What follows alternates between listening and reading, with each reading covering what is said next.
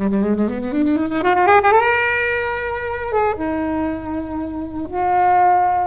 think every kid has a real memory of the first time they watched E.T., and that was just absolutely bawling your eyes out at the sad scenes at the end, and it still stuck with me, and it made a massive impact on my early years.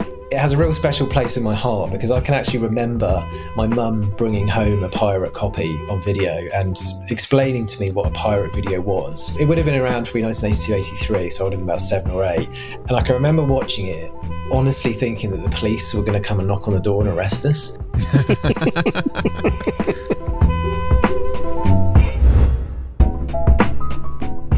Hey everyone, today our guests are James. Hello. Steve. Hi there. And Kobe. Hello. And we're going to be talking about E.T. the Extra-Terrestrial.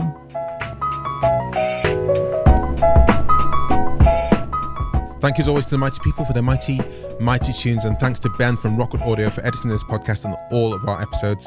Please do remember to head over to Spotify and Apple Podcasts and Pocket Casts, in particular Pocket Casts, that's my favourite, and give us a 5-star rating and a glowing review. Join the conversation with us on Twitter at FlixWatcherPod, or on Instagram or TikTok, kind of, or Threads or Blue Sky at Flixwatcher.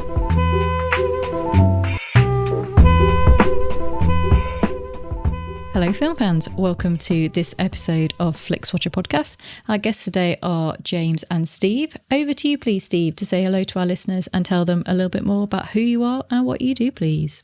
Hi there. So my name is Steve Smith. I am an alcohol-free performance coach and ultramarathon coach.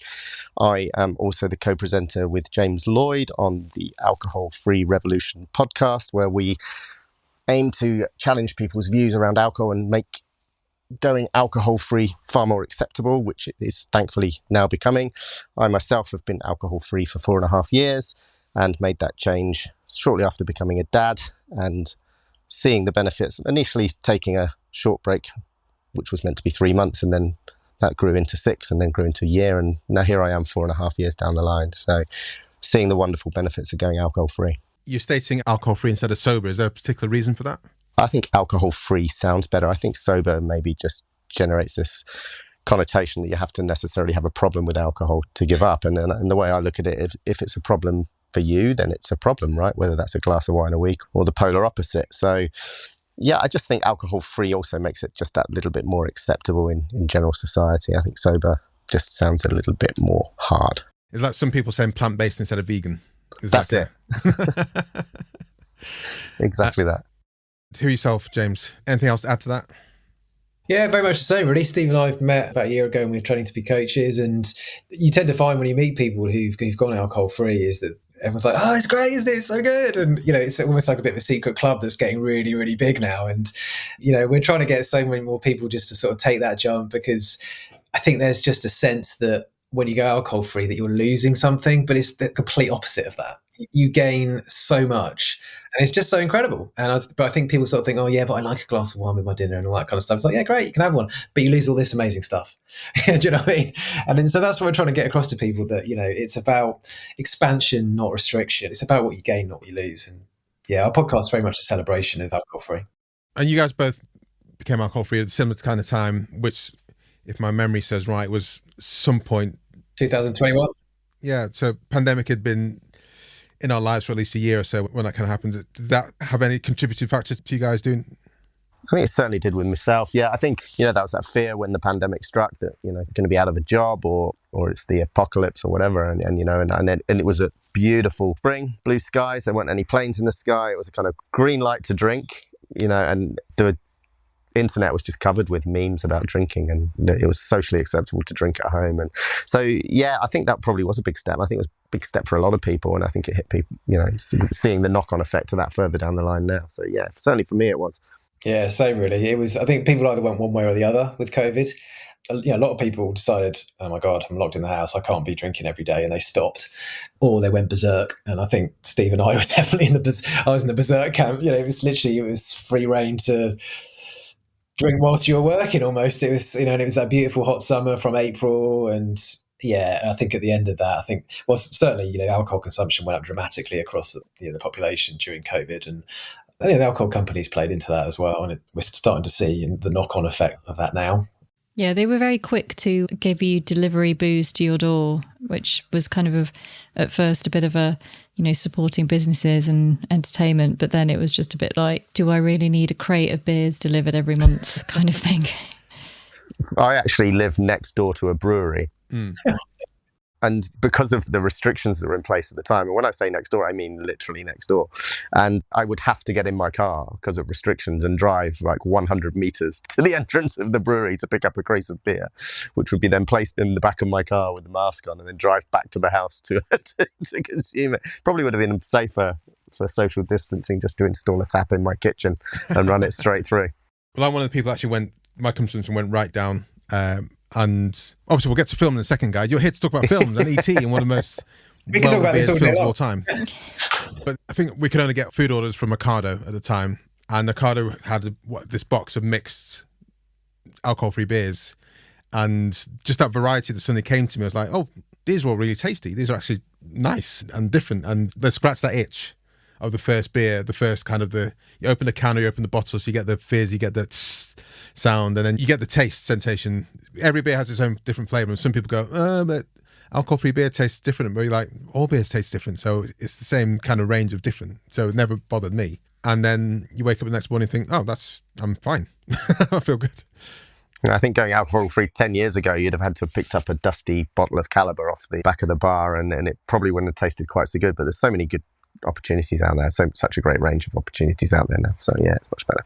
I think what you just described there, Kobe, is the ritual, as of sort of keeping the ritual. You're right, you get home, you open a beer, you can still do that. It doesn't have to have alcohol in it. Well, it actually kind of ties in quite nice with this film you've chosen, which is E.T., which is a scene where a 9-year-old effectively gets drunk. So can you tell us why you chose this? And then you got 60 seconds in which to give us the synopsis. Great. So E.T., the Extra-Terrestrial, made in 1982 by Steven Spielberg, tells the heartwarming story of friendship between a young boy and a stranded alien. The film begins with a group of extraterrestrials visit Earth to gather plants. Sounds fun. But one accidentally gets left behind when the spaceship departs. Lost and frightened, the alien hides in the suburban neighbourhood until he's discovered by a 10-year-old boy, Elliot. Wary at first, Elliot soon realises that the creature that he names E.T. is gentle and intelligent. The two form a deep, almost telepathic bond, and Elliot introduces E.T. to his siblings, Michael and Gertie. Together, they protect him from the curious adults, whilst E.T. secretly builds a device to phone home and signal his people. As the government agents close in, E.T.'s health deteriorates, in probably the saddest movie scene ever, partly due to his connection with Elliot. In a powerful climax, Elliot and his friends help E.T. escape on bicycles, leading to an iconic scene where they're flying across the moon. Ultimately, E.T.'s spaceship returns, and after a tearful goodbye, he departs home. Well, you went straight into the synopsis Very there. nice, Too early yeah. for me to press go, but I estimate it was less than 60 seconds. Well done. So I burned through that pretty quick, I hope so. Yeah. So, why did you choose it for us? So E.T. is not one of my favourite movies by any stretch. I actually much prefer Close Encounters. And I listened to your Close Encounters episode a little while ago. Helen, I know it's one of your favourite films. So part of the reason why I chose it. But the main reason I picked it is because I'm a huge lover of 80s nostalgia.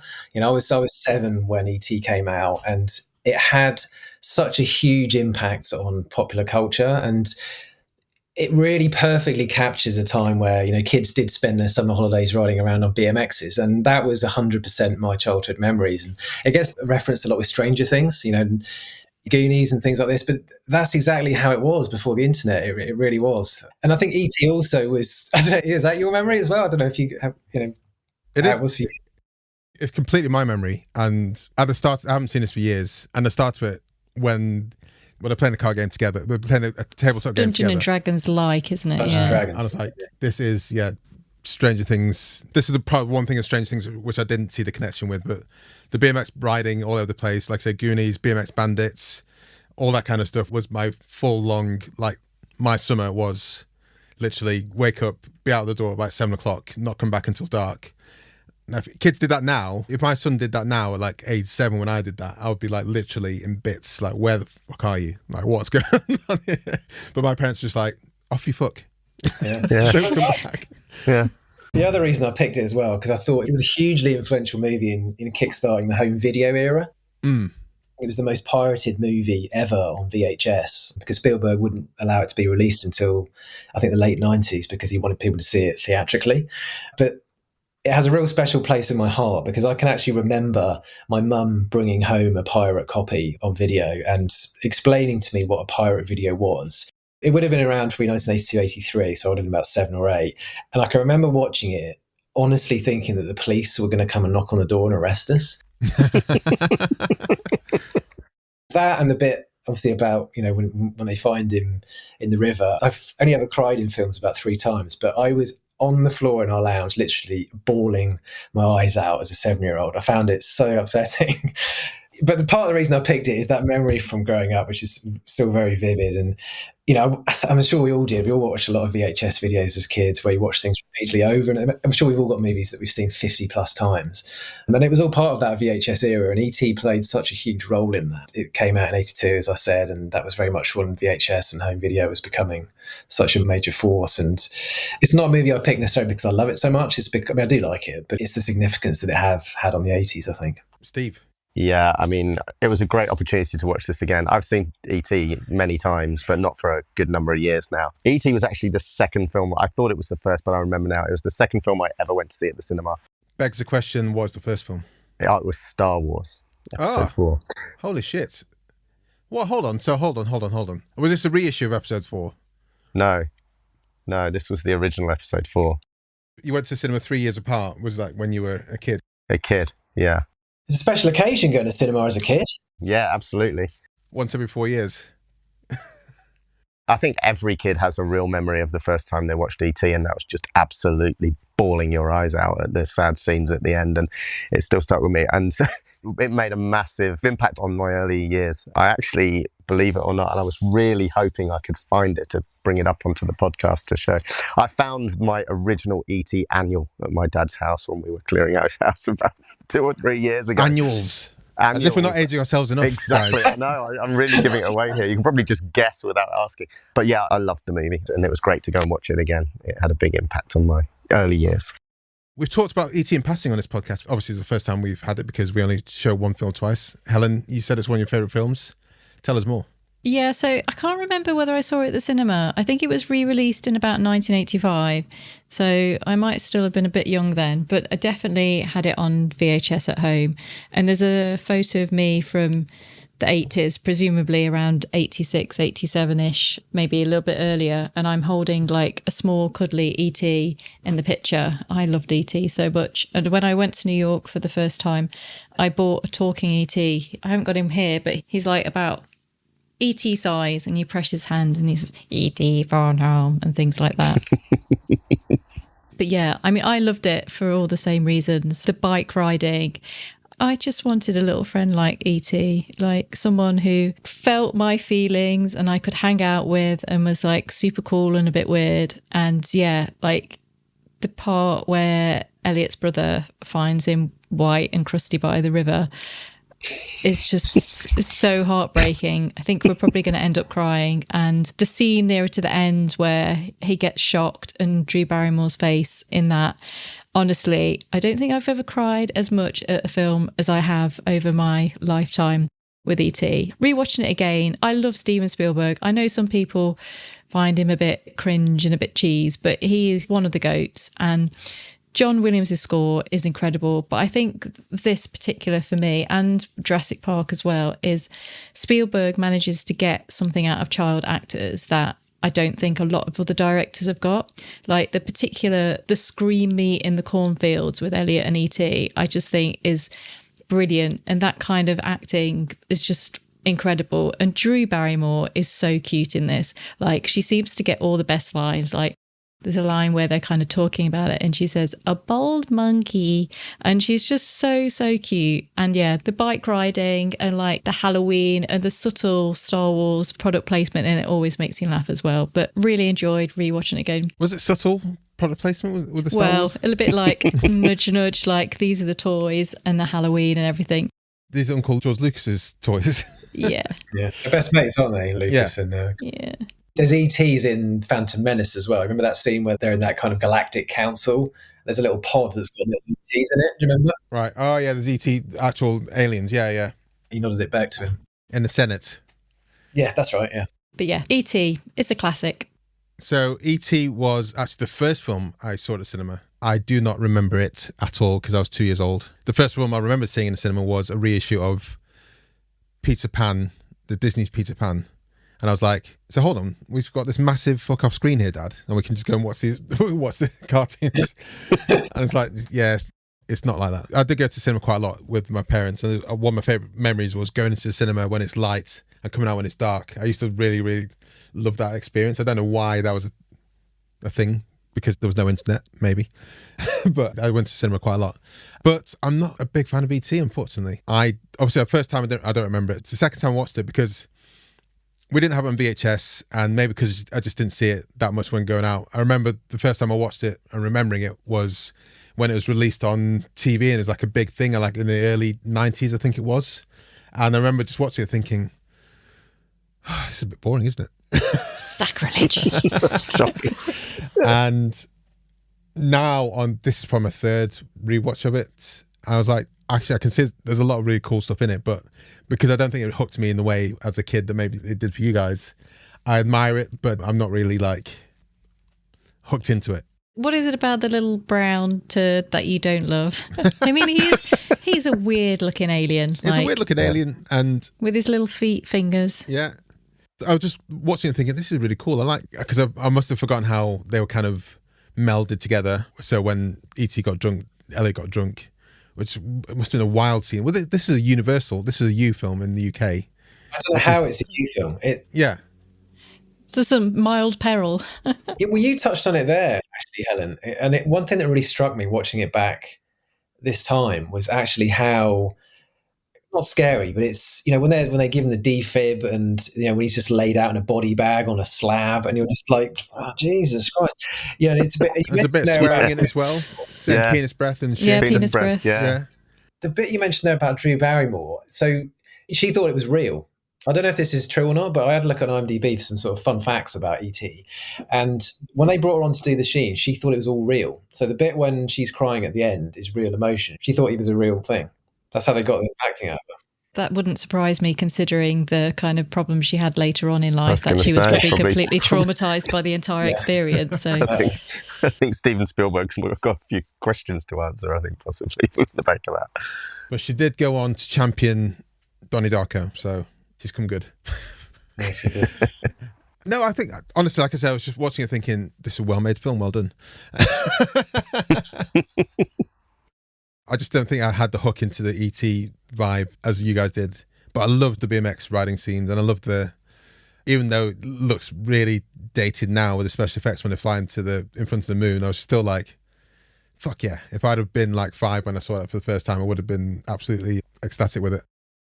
I seem to remember it really kind of launching BMX culture into the UK, really. And I wanted a BMX because of E.T. and it kind of grew from there for me. And I just think there's so many parts of it that are relatable to my childhood that came from that. And I think BMX, the same as you were just saying earlier on, Kobe, about going out until it got dark and playing on our BMXs. And I kind of imagined throwing E.T. into the front of my bike and kind of jumping off the wooden ramp that we had built with our friends, flying over our friends on the street, no helmets, not a smartphone in sight. And I think it was such a great childhood, and I could relate to a lot of things you were saying earlier. Yeah, and I think also I was reading about it that like E.T. came about based on Spielberg, like a story about having an imaginary friend.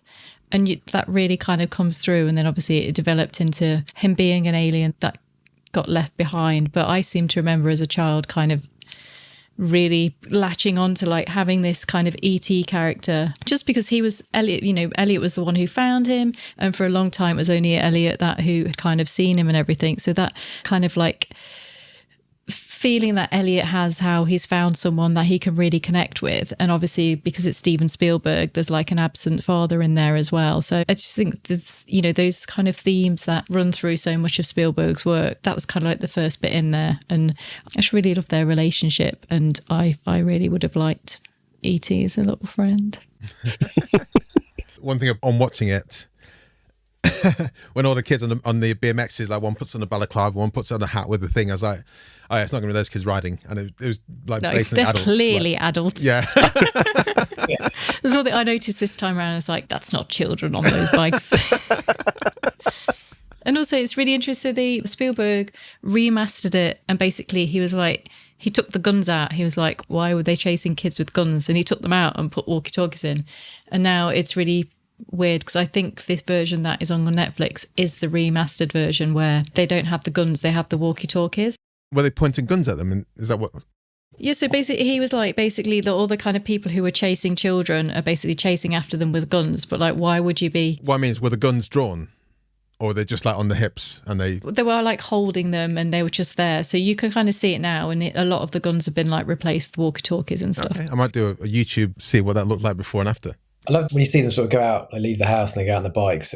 Another one of my favourite movies, you might be aware of this connection, was Poltergeist. So one of the things that not a lot of people know is that Spielberg basically was working on E.T. and Poltergeist at the same time in 1982. They were kind of, although Poltergeist was directed by Tobe Hooper, it was produced by Spielberg, and Spielberg wrote it. And you can kind of see that the films are basically shot in the same location. So the housing estate that they live in is, you can see that the houses look exactly the same. His idea was that he wanted these two movies that were kind of polar opposites. So one was like about a suburban dream, like E.T. I'm not sure quite how it's a dream, but then Poltergeist was this idea of like a suburban nightmare, and he kind of wanted them as opposite things. But I think given the choice, if I picked a favourite film out of the two of them, it definitely would be Poltergeist, which I absolutely love. But E.T. they've still got that kind of similar feel about them, and they're all shot in Southern California, I think. And yeah, you can definitely see a lot of the locations are the same. Isn't there like allegations that, I know Tobe Hooper directed it, but a lot of people say, well, there's actually there's Steven Spielberg that directed it, essentially, from what I understand. I mean, he may have done. I don't know if he actually. Yeah. I know Tobe Hooper's definitely the claim director, but a lot of people behind the scenes say it was like Spielberg actually did it rather than. Well, when you watch them back together, they are incredibly similar. Yeah, in terms of the music's obviously quite similar as well, and it's just they've got a similar feel to them. There is a video clip on YouTube where you see the route that the BMX kids take at the end, then versus now, and how much that estate has changed. It's quite interesting. So I recommend. I'm sure if you just type in ET BMX then and now on Google, it'll come up. Is there anything else you guys want to say before we head to the scores? I was going to say, it's also really interesting that apart from Mary, pretty much we don't really see any adult faces in this, like a little bit towards the end, but adults are very... Yeah, when the bad guys really come on the scene, because you kind of hear their voices and you kind of stood behind them, or they're like... Yeah, and kind of like everything just feels like it's filmed and it's created and it's just kind of like made from like a child's perspective. And I think that really is one of the like enduring qualities for it for me, in that, Spielberg just really, really made it for children. It literally is shot on children's eye level. If you look at the shots, it is shot from a child's perspective. It's interesting you mentioned there. One thing that sort of jumped out to me when I watched it on the rewatch that I never really realised before is the bit when all of the feds kind of show up and they've actually got full-on astronaut costumes on. They go into the house dressed as fully astronaut, not like radiation hazmat. Literally as if they were walking on the moon. And it's proper Apollo 13, like. Well, just weird. Let's head to the scores.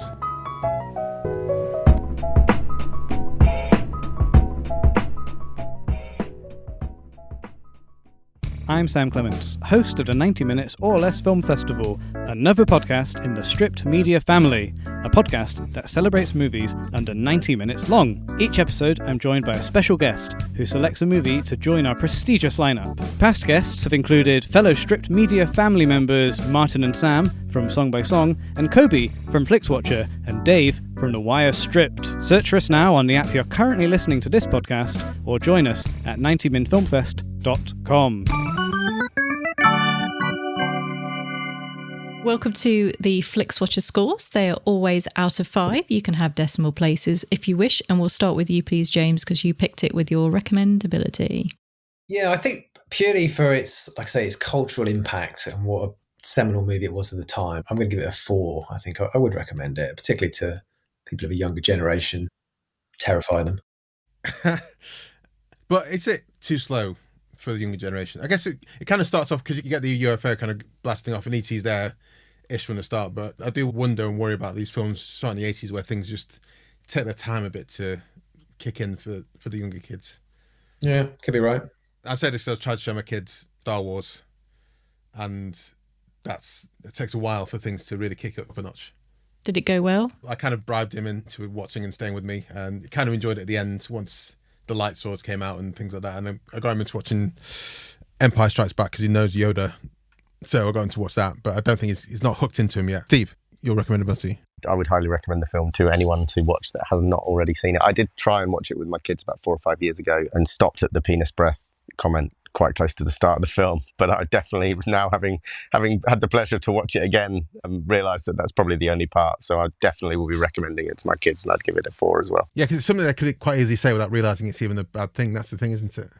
I was more worried about what might be coming further on and maybe what had been normalised in the 80s, and I thought maybe they're not quite ready yet, but actually having watched it all the way through now, I think that was the only slip.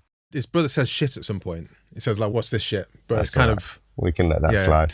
Helen, recommendability? I'm going to give it a 5. E.T. is just magical, and I think it is fun and trauma for everyone in the family. And that, I think if I had to go through the trauma of this, it should be passed on through generations and generations. I just think it's a really magical film. And apart from like some slightly shonky CGI, it's aged well, which is, we can't really say that for a lot of those kind of 80s classics. And the score is so good. Like, the score is beautiful. I'm going to go for 4 as well. Like I said, it's not my favourite film, but I can clearly see why it was such a phenomenon and still is a lot of people's, then and still is, and I can see why it's a lot of people's favourite film, in top 10 favourite films ever. Repeat viewing. I think I put 3.5. 3.5? Yeah, I think last time I watched it was about 10 years ago. It's not a film that you want to watch like every Christmas or anything. I'll probably watch it again a couple of times in my life, maybe. But yeah, I'm somewhere in the middle, about 3.5, 3.5. I could watch E.T. forever, I think. Yeah, I love it. I'd probably go higher than that, certainly a 4.5. Helen? I mean, you say you couldn't watch it every Christmas each year, but it certainly felt like my life. I was watching E.T. every year, maybe even more. I have watched it maybe in the last 10 years, definitely. But as a kind of like combined watch, I'm going to give it a 5. I love E.T. I'm going to go for a 1 here because I think it's like I said, I think it's the 3rd time I watched this. Certainly from start to finish. I'll watch it at some other point, but I can't think when that might be. if my kid wants to watch it and I'm like, yeah, let's watch it, I'll watch it with you, kind of thing. But so 1 small screen score. Everyone here seems to have seen it in cinema. Maybe Helen, everyone's not so sure about that. Well, Helen's not so sure. Yeah, so small screen score. James? Small screen score, I mean, it does feel like a kind of movie that you should watch on a big screen, but considering I kind of watched it so much, I've talked about obviously VHS and home video and all that kind of thing. It was perfectly fine on pirate video, all those years ago. So I don't feel like it necessarily needs it. But again, one thing I noticed from watching it on this rewatch was it doesn't actually necessarily hold up quite so well on a big screen, I don't think, because they seem to have gone a bit crazy with the smoke machine in it. I don't know if anybody else noticed that as well. Every scene seems to have just got smoke in it, but it doesn't. I don't necessarily think you need to see it in the cinema personally. So yeah, I'm going to go a 2 in terms of small screen. Steve? I mean, having seen it at the cinema, I'd love to see it at the cinema again. But yeah, it doesn't necessarily have to have the cinema. I'd love to see it there. So I'd say it scores about a 3 for me. Helen? Yeah, so, I mean, I could have seen it in 85. My first cinema memory, I think, is seeing Bambi at some point. And I could possibly have seen E.T. on the reissue in 85, but I would have been super, super young. So I don't know. I mean, if my local cinema had a Spielberg season and E.T. was included, I'd probably go and watch it now, I think. So I'm going to give it a 4. But likewise, I've seen it on VHS and DVD enough times. Yeah, I'm going to give it a 4. I think it works fine on the small screen and the special effects don't hold up as much, but I don't begrudge that with 80s films because would have been awesome at the time. Engagement score, James? I mean, it is pretty engaging, even if it's engaging because it's heartbreaking and very, very sad. But yeah, it definitely gets the emotions going. So I'm going to go 4.5 for engagement score. Steve? Yeah, I mean, for me, it's a 5. It gripped me the first time I watched it. And does it still grip me? No, but it reminds me of the time it gripped me the first time. So yeah, I love it. Helen. Yeah, I'm also going to give it a 5. Like, there's just so many, like, slightly weird, charming moments, like the bit where he goes to school and gets drunk via telepathic powers, ET powers, and releases all the frogs and kisses a girl in a cinematic way. I just love it. And there's the really funny bit shortly after that, and Mary comes home and she's putting away the shopping and everything, and E.T. is just kind of like stumbling around, and Gertie's like going, he's here, and she's like, oh, what, and E.T.'s like drunk and falling around. I love it. And I'm not afraid to say that I love it. So what was your score? 5. Yeah, I'm going to give it a 4. I'm going to 4.1 based on, I remember the beats happening, but I couldn't remember how it went and the flow of it. So I was engaged on this viewing, and because I'm not going to watch it that many times again, I think it's fair to give it a decently high score. That gives us an overall score of 3.91250. Is it even me that's... Yeah, I'm the low scorer. But not by that much. Did we have anything from Insta? We didn't, but I had a little bit of a look. So there's not that much Spielberg on Netflix. Every now and again, a film comes along. So considering he's such a prolific filmmaker and has made some absolute bangers, we've only had 4 of his films on so far. You won't be surprised to know that Jurassic Park is his best rated on the Flixwatcher scoreboard with a 4.75. And then Jaws, 3.93, so just a little bit higher than this. I think that would have lost marks on small screen. I think we probably would like to have seen that. Close Encounters was 3.23. So yeah, I mean, I remember, I like it, but it's not E.T. for me for Close Encounters. I think that was the opposite for me. I remember seeing Close Encounters the first time and thinking, what on earth is this dirge? And then seeing it as an adult and being like pulled into it. I loved Close Encounters. I thought it was brilliant. Did you see it as a child? Yeah, kind of. I saw bits of it as a child. It was on some kind of clip show. I saw kind of bits of it, which kind of whetted my appetite. And then I saw it maybe when I was about 14, 15, something like that. The first time I watched it, I was too young to understand it, I think. And then I just thought it'd be about aliens and then aliens doing amazing alien stuff, but it wasn't. That mashed potato. Yeah, I thought it was about mashed potato as well. Leaving your wife and family and just going off on some, yeah, for screw you, I'm going, bye, and having an affair. Bit odd. So, James, Steve, thank you so much for joining us. Can you tell us where we can find you guys online? Tell us about your podcast again, and we'll say goodbye to our listeners. Yeah, thanks guys. Really appreciate you having us on. So yeah, our pod is the Alcohol-Free Revolution podcast. Come join us on the fun side of the island. If you're thinking about taking a break from alcohol or you're already alcohol-free, we're celebrating everything to do with that. You can find me on LinkedIn. I post every day. My name's James Lloyd, and I've also got a website called alcoholfreecoach.com. Awesome. Steve, add to that. Yes, thanks so much for having us on, and been great to talk about such a memorable part of my childhood. So you can find me on Instagram at sober.illiant or www.soberilliant.com. I like the way you put that together. All right, catch you there, guys. Thanks for very coming much. on. Cheers. Bye. It's been great. See you. Bye. Enjoyed this episode of Flixwatcher podcast? Why not leave us a 5-star review on iTunes? You can also follow us at FlixWatcherPod on Twitter, and we're at FlixWatcher on Instagram. Thanks as always to the mighty people for their mighty tunes and Rockwood Audio's editing skills. If you're looking to get your podcast edited as sweet as this, get in touch with Rockwood, ROKK Wood Audio. Tell them Flixwatcher sent you.